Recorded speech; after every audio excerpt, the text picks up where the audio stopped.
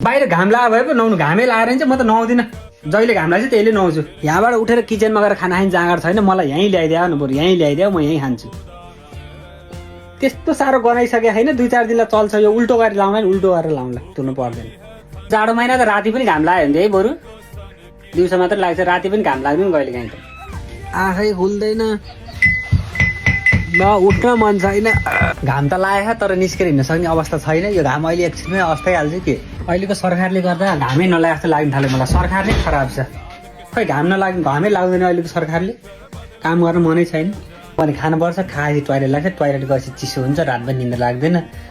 बरु यसो यो सरकारले एउटा चाहिँ नि एकचोटि खाएपछि 4-5 महिना भोग्नलाई नि कुनै औषधि बनाइदिएछ हुन्थ्यो नि है।